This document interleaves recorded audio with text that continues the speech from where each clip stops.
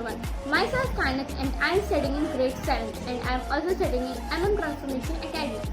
So आज हम लोग कुछ ऐसे वर्ड लर्न करने वाले हैं जो हम लोग डेली यूज़ करते हैं बट हमें उसके इंग्लिश में प्रोनाउंसिएशन नहीं पता. So let's start.